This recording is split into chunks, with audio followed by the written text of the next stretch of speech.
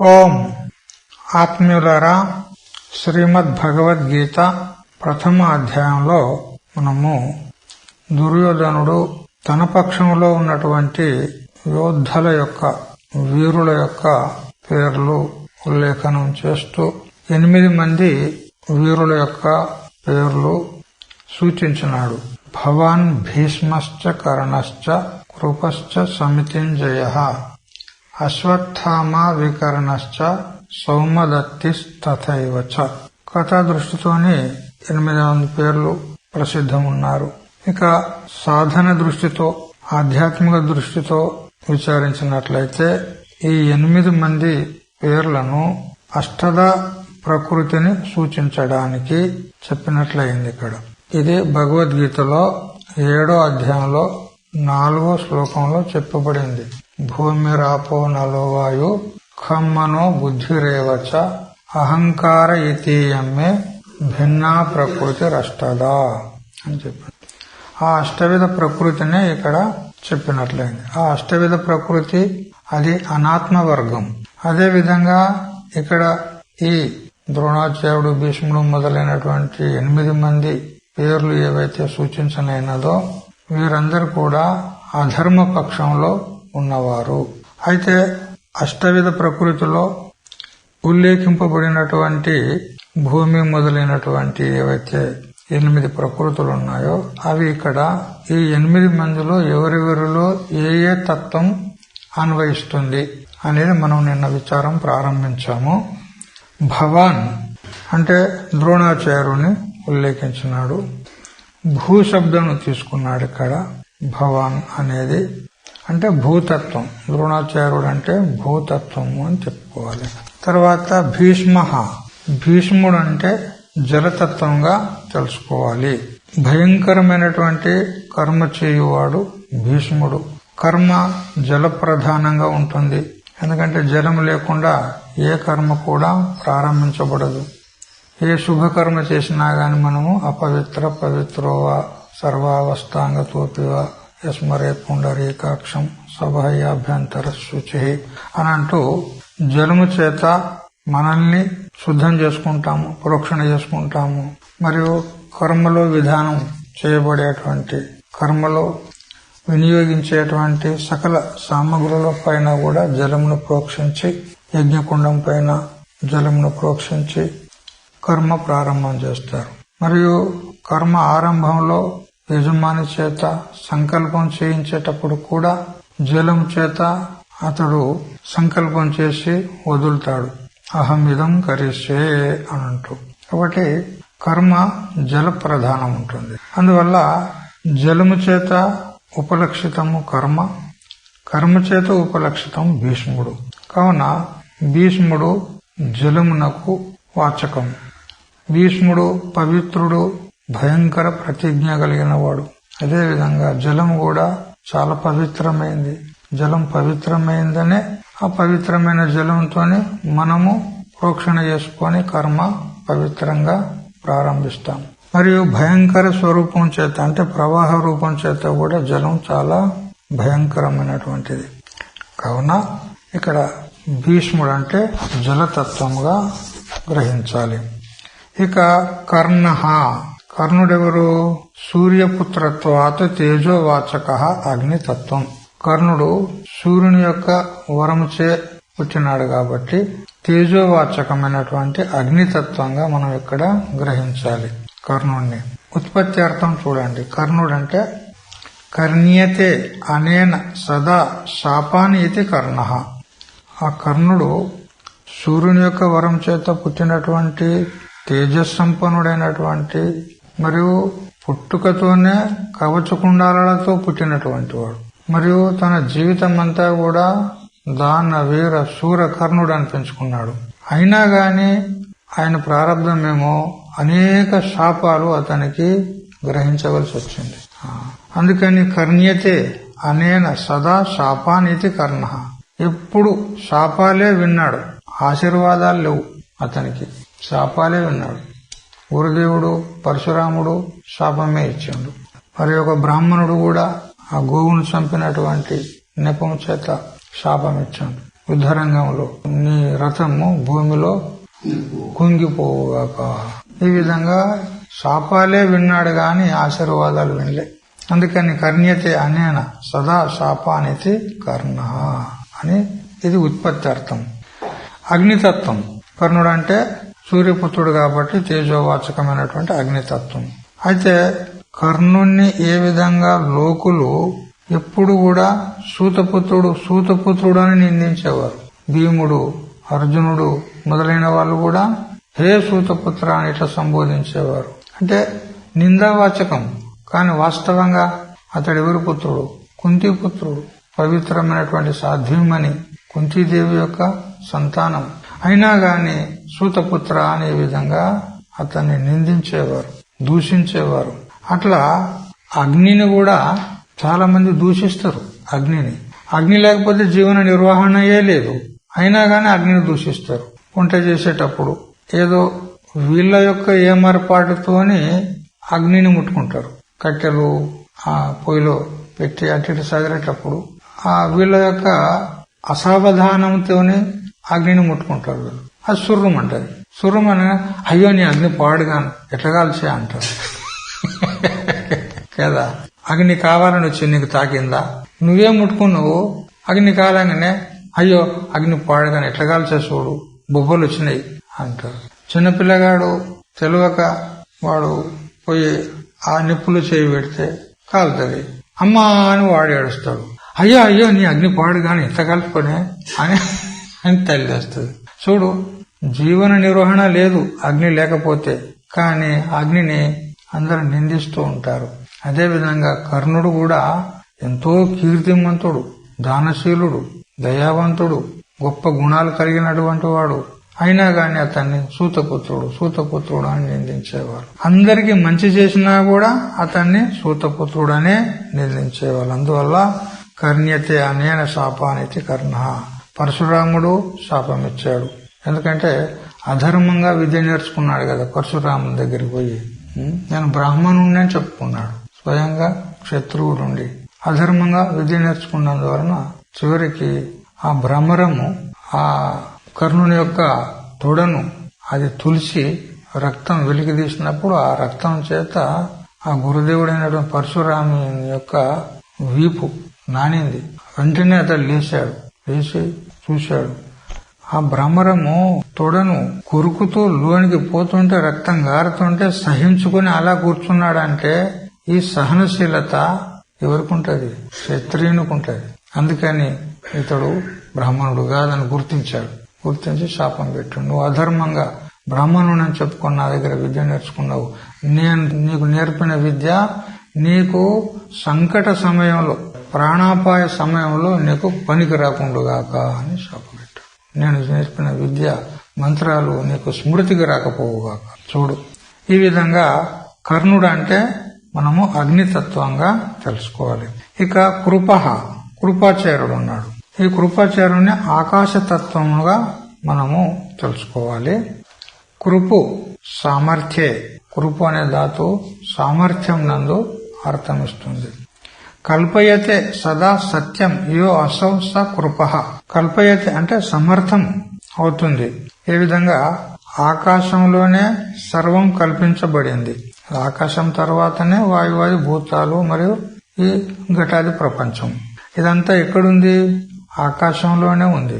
కానీ ఆ ఆకాశము దేన్ని కూడా స్పర్శించదు, దేనితో సంబంధపడదు. దేని సంబంధం చేత ఆకాశము దూషితం కాదు. ఎందుకంటే సర్వమునకు అధిష్టానము ఆకాశం. అంటే మనం ఇప్పుడు ఆత్మనః ఆకాశ సంభూత అని అక్కడ పోవద్దు. ఆకాశం నుండే ఇక్కడ విచారం చేద్దాం. ఆకాశం తర్వాత వాయుభూతం, ఆ తర్వాత అగ్నిభూతం, ఆ తర్వాత జలభూతం, ఆ తర్వాత పృథ్వీ. ఈ విధంగా ఆకాశం నందే వాయువాది 4 భూతాలు కల్పించబడ్డాయి. మరి ఈ పిండ బ్రహ్మాండం అంతా కూడా ఆకాశంలోనే కల్పించబడింది. వీటన్నిటికీ ఆధారము, అధిష్టానము ఆకాశం. ఏది అధిష్టానం ఉంటుందో అది అధ్యస్థమైనటువంటి పదార్థం చేత దూషింపబడదు, అంటబడదు. అధ్యస్థం యొక్క గుణదోషాల చేత అది అంటబడదు. ఈ విషయంలో మనకు జగద్గురు శంకరాచార్యుల వారు కూడా అధ్యాస భాష్యంలో చెప్తారు. సంపూర్ణ దేహాదిక ప్రపంచమంతా కూడా ఆత్మయందు అధిష్ఠితమై ఉన్నది, ఆత్మయందు కల్పితం ఉన్నది. ఆ కల్పితమైనటువంటి దేహాదుల చేత ఆత్మ దూషింపబడదు అని చెప్తూ అక్కడ ఒక వాక్యం చెప్పినాడు. ఎత్ర యద్ అధ్యాస తత్కృతేన దోషేన గుణేనవ అను మాత్రేణ అపి స న సంబధ్యతే అన్నాడు.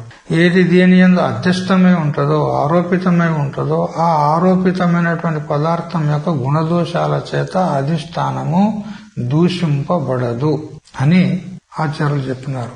ఇంకా గీతాభాష్యంలో కూడా 13వ అధ్యాయం 2వ శ్లోకంలో కూడా చెప్పినాడు. నహి ఉసర భూమి పంకీకర్తం శక్యతే మరుచ్యుదకం అన్నాడు.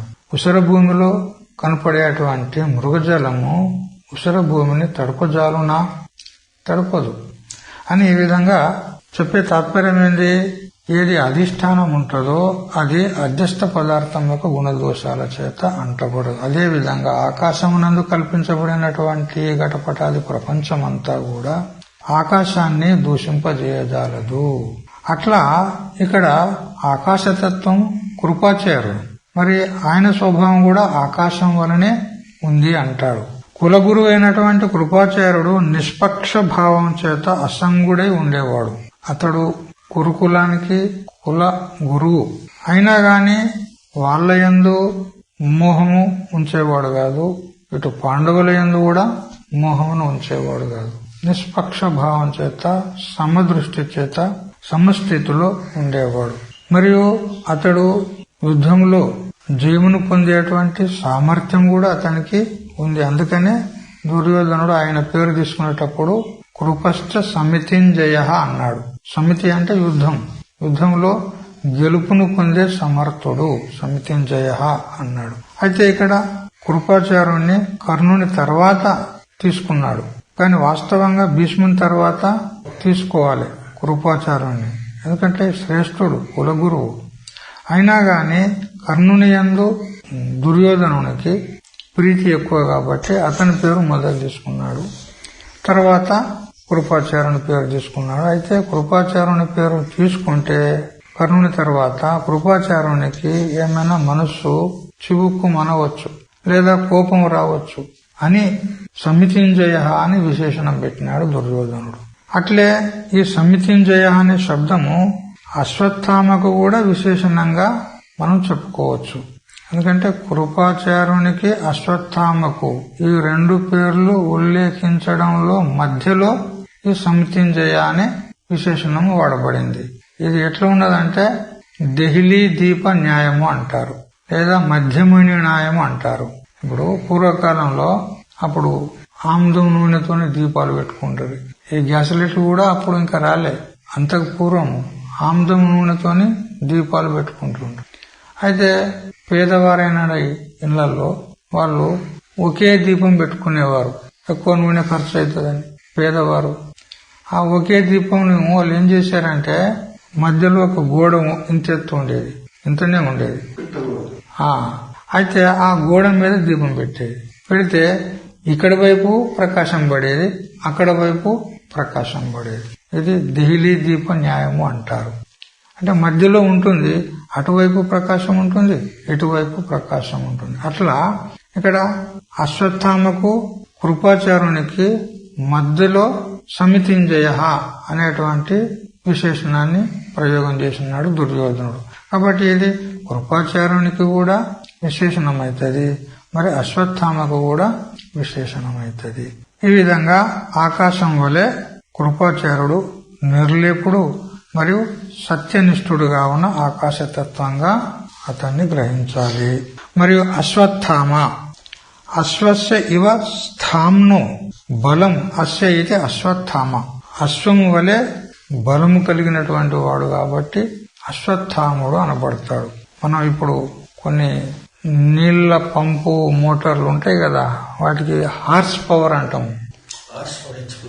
హెచ్పి హార్స్ పవర్ 5 హార్స్పవర్లు, 10 హార్స్పవర్లు, 3 హార్స్పవర్లు ఇట్లా అంటే హార్స్ పవర్ అంటే గుర్రం వలె శక్తి గలది అని అర్థం.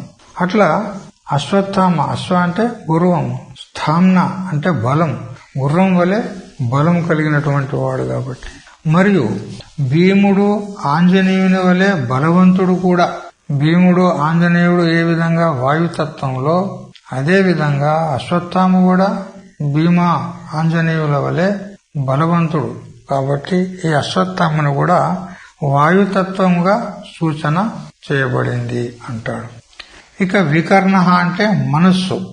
అష్ట ప్రకృతిలో భూమి, ఆపహ, అనలహ అంటే అగ్నితత్వము, ఆప అంటే జలతత్వము, మరియు వాయుతత్వము, మరియు ఆకాశతత్వము. ఈ ఐదిటి గురించి 5 వీరుల యొక్క స్థానంలో మనం తెలుసుకున్నాం. తర్వాత మనస్సు, బుద్ధి, అహంకారం. భూమిరాపో నలోవాయు ఖం మనో బుద్ధిరేవచ. మనస్సు, బుద్ధి. ఇప్పుడు ఈ వికర్ణుని చోట మనస్సును తెలుసుకోవాలి. వికర్ణ వికర్ణ విగతో కర్ణో ధర్మశ్రవణే ఇది వికర్ణ. ఎవని చెవులైతే ధర్మమును శ్రవణం చేయుటకు దూరంగా ఉంటాయి, అంటే ధర్మం వినడానికి ఇచ్చ ఉండదు. వికర్ణుడెవడు? దుర్యోధనుడు తమ్ముడే కదా. దుర్యోధనుడు, దుశ్శాసనుడు ఇట్లా పేరు పెట్టాడు కదా, అంతా దుర్మార్గులే వాళ్ళంతా. ఈ వికర్ణుడు కూడా అననే ఉన్నాడు, మన తమ్ముడే కాబట్టి. అవే గుణాలు, అవే లక్షణాలు. వాని స్వభావం ఎటువంటిదంటే ధర్మమును గురించి వినేది అతనికి ఇష్టం ఉండదు. విగత కర్ణ అంటే ధర్మమును వినుట యందు వాని చెవులు దూరం పోతాయి అంటాడు.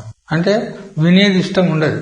ధర్మమును గురించి, నీతి, న్యాయము, సదాచారము లేదా పరమాత్మ గురించి వినాలంటే అతనికి మనసు ఒప్పదు. ఎవరు అంటే మనస్సు. ధర్మమును వినుట యందు అతనికి ఇచ్చ ఉండదు. అట్లే మనస్సు కూడా అంతే. మనసును మనం ఎంత ప్రవృత్తం చేసినా గాని, సత్సంగానికి పోదాం పదా, భజనకు పోదాం పదా, పూజకు పోదాం పదా అంటే ఎందుకు తీయరాదు, పోతేవే తీయరాదు. అదే సినిమాకు, శిఖర్లకు పోదాం అంటే పద పద అంటది. ఇది మనోధర్మం. అయితే ధర్మమును గూర్చి ఎప్పుడు కూడా వినుటకు ఇచ్చగించడు కాబట్టి వికర్ణుడు అనబడతాడు. దుర్యోధనుడు తమ్ముడు. మనస్సు ఎల్లప్పుడూ సంసారమును గూర్చి వినుట యందు ఆసక్తిని చూపుతుంది గాని ధర్మమును గురించి వినుటకు ఆసక్తిని చూపదు. ప్రపంచంలోనే ప్రవృత్తమవుతుంది. కానీ అదే మనస్సును బుద్ధి చేత గనక నియంత్రణం చేసినట్లయితే అది ధర్మం వైపు వస్తుంది. కానీ బుద్ధి చేత నియంత్రణం చేయనంత వరకు మాత్రం అది ప్రపంచోన్ముఖమయ్యే ప్రవృత్తమవుతుంది. ఈ విధంగా వికర్ణ అంటే మనస్సు అని తెలుసుకున్నాం. ఆ పైన సౌమదత్తి. సోమేన దత్త ఇది సోమదత్త. తస్య అపత్యం పుమానితి సౌమదత్తి. సోముని చేత దత్తము ఇవ్వబడినది. అంటే దీని తాత్పర్యం ఏంది? సోముడు. సోముడు అంటే ఎవరిక్కడ? చంద్రుడు. అయితే మనస్సుకు అధిష్టాన దేవత ఎవరు? చంద్రుడు. మన ఇంద్రియాలన్నిటికీ కూడా ఒక్కొక్క దానికి అధిష్టాన దేవత ఉంటాడు. నేత్రేంద్రియానికి సూర్యుడు, పాణేంద్రియానికి ఇంద్రుడు, పాదేంద్రియానికి విష్ణువు. ఇట్లా ప్రతి ఇంద్రియానికి అధిష్టాన దేవత ఉంటాడు. అదేవిధంగా మనస్సుకు కూడా, అంతఃకరణ చతుష్టయానికి కూడా అధిష్టాన దేవత ఉన్నారు. మనస్సుకు చంద్రుడు, బుద్ధికి బృహస్పతి, అహంకారానికి రుద్రుడు, చిత్తానికి నారాయణుడు. ఈ విధంగా ఆయా ఇంద్రియాలకు అధిష్టాన దేవతలు ఉంటారు. అట్లా మనస్సుకు కూడా అధిష్టాన దేవత ఎవరు అంటే చంద్రుడు, సోముడు. కాబట్టి సోమేన దత్త అంటే సోముని చేత, చంద్రుని చేత అనుగ్రహింపబడినటువంటిది ఈ మనస్సు. సోమదత్తుడయ్యండు. మనస్సే సోమదత్తుడు అనుకోవాలి ఇక్కడ. తస్య అపత్యం పుమాన్. ఇక ఆ సోమదత్తుని యొక్క కుమారుడు ఎవరు? బుద్ధి అంటాడు ఇక్కడ. ఆ బుద్ధి పేరే సౌమదత్తి అంటాడు. ఇక్కడ సౌమదత్తి అనే స్థానంలో ఏం తెలుసుకోవాలి? బుద్ధి. అష్టవిధ ప్రకృతిలో బుద్ధిని తీసుకోవాలి సౌమదత్తి అనే స్థానంలో. ఈ మనస్సు యొక్క కుమారుడు బుద్ధి అంటున్నాడు. ఎట్లా అంటే ఆ మనస్సు జ్ఞానేంద్రియముల సహాయము చేత సకల వస్తు విషయక ధర్మ అధర్మ జ్ఞానమును బుద్ధికి అందిస్తుంది. అందువల్ల సోమదత్తుని యొక్క కుమారుడు సౌమదత్తి అని ఈ విధంగా అన్వయించాడు. బుద్ధి అంటే నిశ్చయాత్మకమైనటువంటి వృత్తి. సంకల్ప వికల్పాత్మక వృత్తి మనస్సు అయితే, నిశ్చయాత్మక వృత్తి బుద్ధి. ఏదైనా ఒక కార్యం చేయాలంటే నిశ్చయం లేకుండా కార్యాన్ని తలపెట్టరు. మొదలు నిశ్చయం చేసుకుంటారు. ఈ కార్యం నేను చెయ్యాలి, చేస్తాను అని నిశ్చయం అయిన తర్వాతనే ఆ కార్యం మొదలు పెడతాడు. ఆ నిశ్చయం చేసేది ఎవరు? బుద్ధి. అయితే ఇక్కడ వాస్తవంగా నిశ్చయాత్మక బుద్ధి అని అంటే అహం బ్రహ్మాస్మి వృత్తి అని సదానంద మునీంద్రుల వారు వేదాంత సారంలో చెప్తారు. వాస్తవంగా నిశ్చయాత్మక బుద్ధి అని అంటే అహం బ్రహ్మాస్మి వృత్తి. ప్రాపంచికమైనటువంటి నిశ్చయాలు ఏవైతే ఉంటాయో అవి కదాచిత్ మారొచ్చు. ప్రాపంచిక విషయాలకు సంబంధించిన నిశ్చయాలు ఉంటాయి. కొన్ని ఈ పని చేస్తాయి అని నిశ్చయం చేస్తాడు. ఒక్కోసారి కాసేపు అయిన తర్వాత లేదా రేపు ఎల్లుండో మార్చుకోవచ్చు. కానీ ఒకసారి అహం బ్రహ్మాస్మి అనేటువంటి వృత్తి ఉదయించి అజ్ఞానాన్ని నాశనం చేసిందంటే అది ఇక మళ్లీ నష్టం కాదు. అది అసలైనటువంటి నిశ్చయాత్మక వృత్తి బుద్ధి అంటే.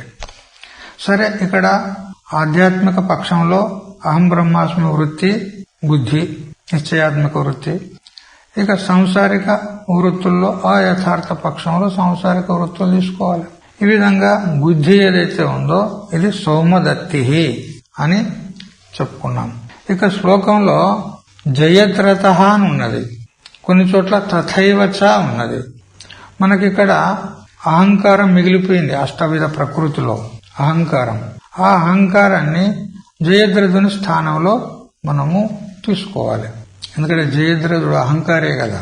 జయద్రథుణ్ణి అహంకార స్థానంలో తీసుకోవాలి. ఒకసారి ద్రౌపదిని కూడా అతడు అవమానం చేసినాడు. అప్పుడు భీముడు అర్జునుడు పోయి వాడిని పట్టి తెచ్చి తల గొరిగేస్తారు. అహంకారి కాబట్టి అహంకార స్థానంలో తీసుకో. ఒకవేళ తథైవచ అని శ్లోకంలో పాఠం ఉన్నదనుకో, జయద్రథుని శబ్దం లేదక్కడ. మనం తెలుగులో సామాన్యంగా తథైవచ అని చదువుకుంటాం. అశ్వత్థామ వికర్ణశ్చ సౌమదత్తి తథైవచ అని ఈ విధంగా వాడుకుంటాం. మనం తథైవచ శబ్దం వాడతాము. అయితే ఇక్కడ తథైవచ అనే శబ్దము పఠించినట్లయితే శ్లోకంలో 7 మంది లెక్కకొస్తారు. భవాన్, భీష్మశ్చ, కర్ణశ్చ, కృపచ్చ, సమితింజయ. వాళ్ళు 4. ద్రోణాచార్యుడు, భీష్ముడు, కర్ణుడు మరియు కృపాచార్యుడు 4. అశ్వత్థామ, వికర్ణ, సౌమదత్తి 3. తథైవచ అంటే 8వ వాడు లేడు, 7 మంది లెక్కకొచ్చారు శ్లోకంలో. మరి అష్టవిధ ప్రకృతి చెప్పేది ఉన్నది మనకు.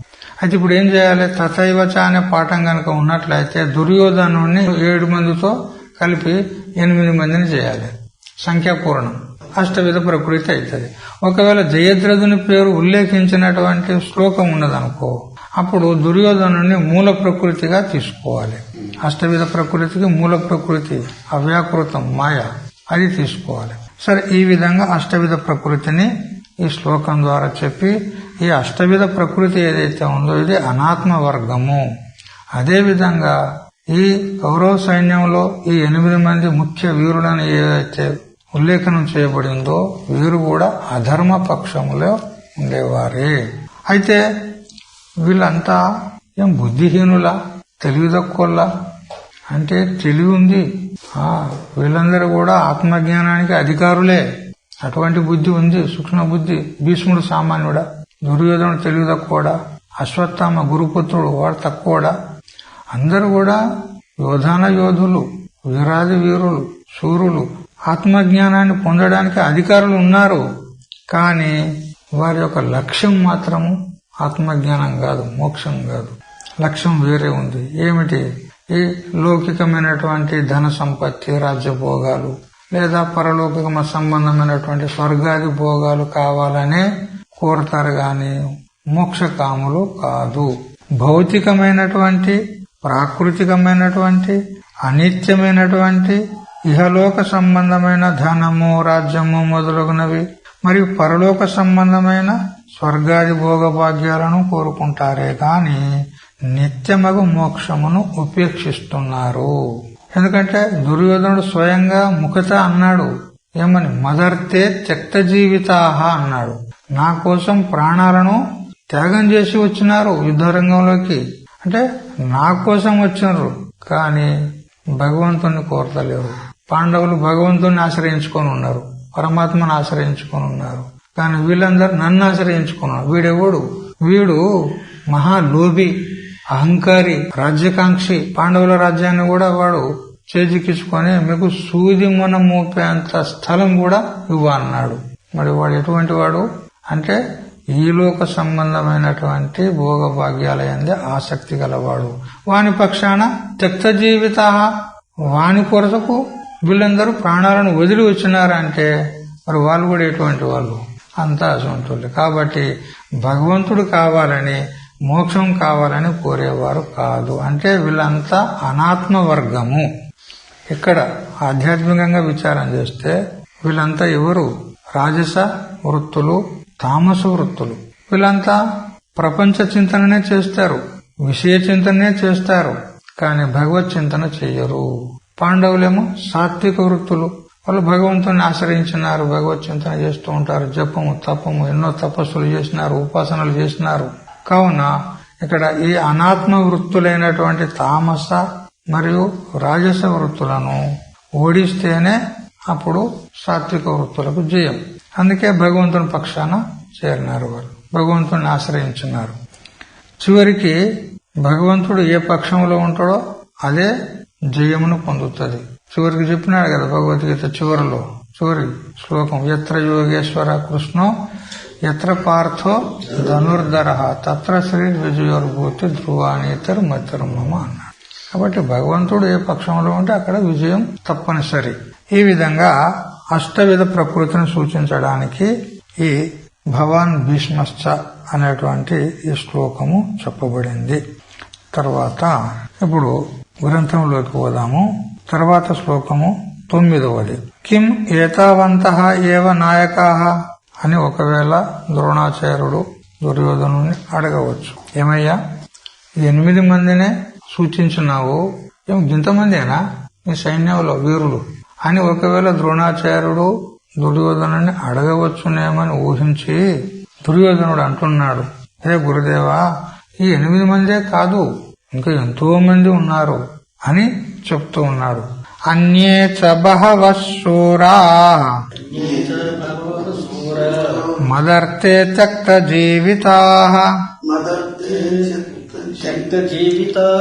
నానా శస్త్ర ప్రహరణాః సర్వే యుద్ధ విశారదాః చ మరియు వీళ్ళే కాదు, అన్యే బహవః శూరాః ఇంకా ఎంతో మంది శూరులు, వీరులు, యోద్ధులు ఉన్నారు మన సైన్యం లోపల. వాళ్ళు ఎటువంటి వారయ్యా అంటే మదర్తే త్యక్త జీవితాః, నా కొరకు ప్రాణాలను త్యాగం చేసినటువంటి వాళ్ళు ఉన్నారు, అటువంటి శూరులు, వీరులు ఉన్నారు. ఇంతేకాదు నానా శస్త్ర ప్రహరణాః, అనేకమైనటువంటి శస్త్రాలను ధరించినటువంటి వాళ్ళు, అనేక శస్త్రాల చేత యుద్ధం చేసే సామర్థ్యం కలిగినటువంటి వారు. సర్వే యుద్ధ విశారదాః, యుద్ధం లోపల అందరూ నిపుణులు, యమహేములు అందరూ, ఒకరిని అంటే ఒకరు తీసుకోరు, అట్లా ఉన్నారన్నమాట. అందుకని ఈ 8 మందే కాదు ఇంకా ఎంతో మంది ఉన్నారు. అంతే కదా, అధర్మ పక్షం లోపల మెజారిటీ ఎక్కువ ఉంటుంది కదా. ఎప్పుడు కూడా అధర్మ పక్షం లోపల మెజారిటీ ఎక్కువనే ఉంటది, ధర్మపక్షంలో తక్కువ ఉంటది. అయినా గాని చివరికి ధర్మమే గెలుస్తుంది. ఇది అబాధిత నియమం, సత్యమేవ జయతే, ధర్మమే గెలుస్తుంది. మధుసూదని అన్యేచ శల్య కృతవర్మ ప్రభృతయో మదర్తే మత్ ప్రయోజనాయ జీవితమపి త్యక్తుం అధ్యవసితాః ఇత్యర్థే త్యక్త జీవితాః ఇత్యనేన స్వస్మిన్ అనురాగాతిశయః తేషాం కథ్యతే. ఇంకా ఎంతో మంది, శల్యుడున్నాడు, మరి కృతవర్మ ఉన్నాడు, ప్రభృతయ, ఇంకా వాళ్ళు మొదలుకొని ఎంతో మంది వీరులు మన సైన్యంలో ఉన్నారు. వారందరూ కూడా మదర్తే, అర్థం అంటే ప్రయోజనం, మదర్థం అంటే మత్ ప్రయోజనాయ, నాకు ప్రయోజనమును చేకూర్చుటకై, నాకు విజయమును చేకూర్చుటకై వాళ్ళందరూ కూడా జీవితమపి త్యక్తుం అధ్యవసితాః, జీవితాన్ని కూడా వదలడానికి నిశ్చయించుకొని నా పక్షంలో వచ్చి చేరినారు అని చెప్తూ, త్యక్త జీవితాః అని అంటే స్వస్మిన్ అనురాగ అతిశయ తేషాం, వారందరికీ నా యందు ఎంతో అనురాగాతిశయం ఉన్నది, నన్ను ఎంతో ప్రేమిస్తారు. కాబట్టి ఆ అనురాగం చేత వాళ్ళందరూ ప్రాణాలను వదులుకోవడానికి కూడా సిద్ధమయ్యి నా పక్షాన చేరినారు. ఏవం స్వసైన్య బాహుల్యం తస్య స్వస్మిన్ భక్తి శౌర్యం యుద్ధోద్యోగో యుద్ధ కౌశలం చ దర్శితం శూరాహ ఇత్యాది విశేషణై. ఇంతేకాకుండా తన యొక్క ఈ సైన్యం ఏదైతే ఉందో అది అధికంగా ఉంది, పరిమాణంలో అధికంగా ఉంది. ఎందుకనంటే పాండవుల యొక్క సైన్యం 7 అక్షౌహిణులైతే ఇతనిది 11 అక్షౌహిణుల సైన్యం. పరిమాణంలో అధికంగా ఉంది, మరి బలంలో కూడా అధికంగా ఉంది. బాహుల్యం తస్య స్వస్మిన్ భక్తి శౌర్యం, వారందరికీ కూడా తన యందు భక్తి ఉంది, అటువంటి శూరులు ఉన్నారు. యుద్ధోద్యోగో యుద్ధ కౌశలం, యుద్ధంలో వాళ్ళు మహాకుశలులు ఉన్నారు అని శూర అనే శబ్దం చేత చెప్పినట్లయింది. తర్వాత రాజా పునః అపి సైన్యద్వయ సామ్యం ఆశంక్య స్వసైన్య ఆధిక్యం ఆవేదయతి. అయితే సైన్యద్వయ సామ్యం, చూడు, నీ పక్షంలో సైన్యం యొక్క పరిమితి ఎక్కువ ఉన్నా గాని పాండవుల సైన్యంతో బరాబరి సమానమే. ఎక్కువ ఉన్నా గాని పెద్ద తీసిపోరు పాండవ సైన్యం కంటే. పాండవ సైన్యంతో సమానమైనటువంటి వారే నీ సైన్యము, నీ సైన్యంలో ఉన్నటువంటి వీరులు అనంటే అట్లా కాదు అంటాడు, చెప్తున్నాడు శ్లోకం ద్వారా. శ్లోకం చదవండి. అపర్యాప్తం తదస్మాకం బలం భీష్మాభిరక్షితం పర్యాప్తం తిదమే తేషాం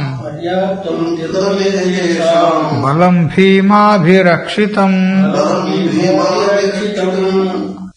హే గురుదేవా, హే ఆచార్య, అస్మాకం తద్బలం భీమాభిరక్షితం అపర్యాప్తం అంటాడు. ఇప్పుడు దుర్యోధనుడు భయకంపితుడయ్యి వాని బుద్ధి కూడా భ్రమించింది. ఎవరికి ఏ శబ్దం వాడాలో తెలుస్తలేదు వానికి. వాళ్ళ పక్ష సైన్యాన్ని తద్బలం అంటున్నాడు, ఆ బలం అంటున్నాడు. వాళ్ళ పక్ష సైన్యాన్ని ఆ బలం, వాడు ఉన్నది వాని పక్షంలో వాళ్ళ సైన్యంలో ఉన్నాడు. ఈ సైన్యం అనాలే, మన సైన్యం అనాలే. ఆ సైన్యం అంటుండు, వాని సైన్యాన్ని ఆ సైన్యం అంటుండు. ఆ సైన్యాన్ని, పాండవుల సైన్యాన్ని ఏ తద్బలం అంటుండు, ఇదే అంటుండు. వాడు బుద్ధి భ్రష్టమైందా లేదా?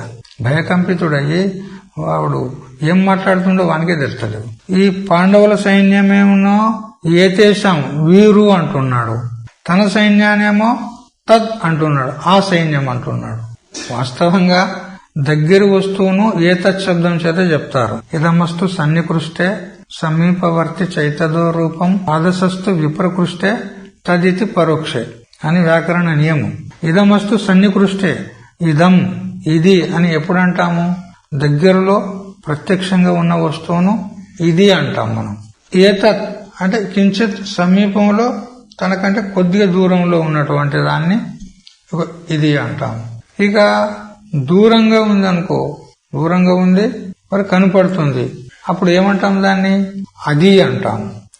కానీ కనపడకున్నా వస్తువు ఉన్నది అనుకో దూరం పరోక్షంలో, దానికి తద్ అంటాం, తదితి పరోక్షే.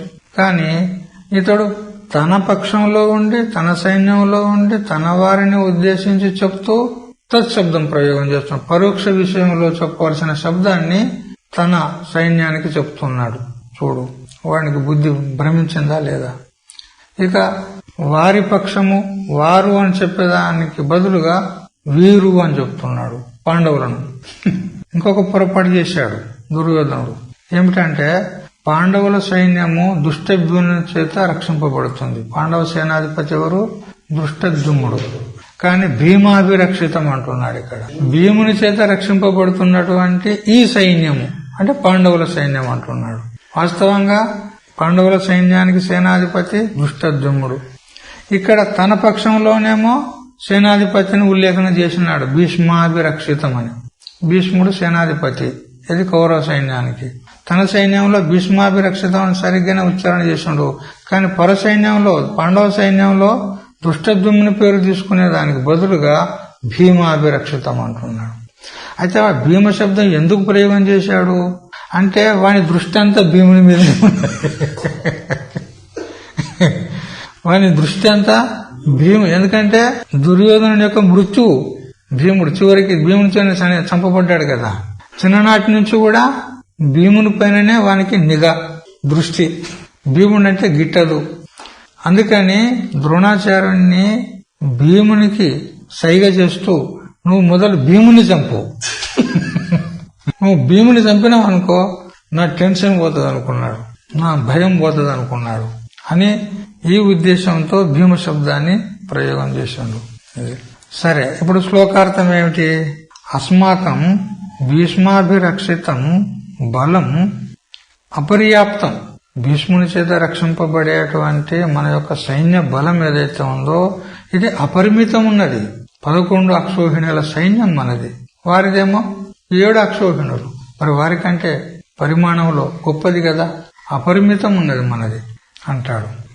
ఇక భీమాభిరక్షితం తేషాం బలం, భీముని చేత రక్షింపబడి బట్టి వీరి యొక్క బలం అంటే పాండవుల యొక్క బలము ఏదైతే ఉందో అది పర్యాప్తం, పరిమితమైనటువంటి సైన్యం. అంటే దీని ద్వారా ఏం చెప్పినట్లయింది? మనది అపరిమితమైనటువంటి సైన్యం కాబట్టి వారి యొక్క సేనను గెలవడానికి మన సైన్యం సమర్థవంతమైనది, సామర్థ్యం గలది అని చెప్పినట్లయింది. అపర్యాప్తం అనే శబ్దం చేత ఇక్కడ పరిమాణంలో సంఖ్యలో లెక్క లేదు, అపర్యాప్తం ఉన్నది, పరిమితం లేదు, అపరిమితం ఉన్నది అని చెప్పినాడు. మరి సామర్థ్యంలో కూడా వాళ్ళని గెలవడానికి మన సైన్యం సమర్థవంతమై ఉంది అంటాడు. ఇక వారి సైన్యం ఏదైతే ఉందో అది పర్యాప్తం, సీమితం ఉన్నది, పరిమితం ఉన్నది, మరియు మనల్ని గెలవడానికి సమర్థం కూడా కాదు అని ఈ విధంగా దుర్యోధనుని యొక్క అభిప్రాయం. అయితే పర్యాప్తం అనే శబ్దానికి సమర్థము అనే అర్థం, సమర్థము. అయితే వారి పక్షం యొక్క సైన్యాన్ని చెప్పేటప్పుడు అపర్యాప్తం అన్నాడు. పర్యాప్తం అంటే సమర్థవంతమైనది, అపర్యాప్తం అంటే మన సైన్యము వారిని గెలవడానికి సమర్థవంతమైంది కాదు అని కూడా ఒక అర్థం ఉన్నది. అపర్యాప్తం అంటే సమర్థవంతమైంది కాదు, మన సైన్యము పాండవుల సైన్యాన్ని గెలవడానికి సమర్థవంతమైంది కాదు అంటే మన పక్షమే దుర్బలం ఉన్నది అని చెప్పినట్లయింది. ఇక వారి పక్షం చెప్పేటప్పుడు పర్యాప్తం అంటే వారు మనల్ని గెలవడానికి సమర్థులున్నారు, వారిదే జయమైతుంది అని చెప్పినట్లయింది ఇక్కడ. ఈ విధంగా ఈ శ్లోకం కొద్దిగా కూట శ్లోకం లాగా ఉంటది. సరే, ఇప్పుడు మధుసూదని చూద్దాం. అపర్యాప్తం అంటే అనంతం, ఇదొక అర్థం చెప్తున్నాడు. అపర్యాప్తం అంటే అనంతం ఉన్నది, అపరిమితమైనటువంటిది. అంటే 11 అక్షోహిణి పరిమితం, 11 అక్షోహిణుల పరిమితం కలిగిన సైన్యం మనది. అది ఎవరి చేత రక్షింపబడుతుంది?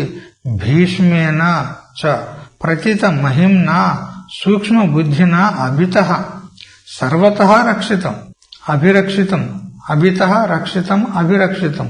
అభిత అంటే సర్వతః, అన్ని విధాల అన్ని వైపుల నుంచి భీష్ముని చేత రక్షింపబడేటువంటి మన సైన్యం అంటాడు.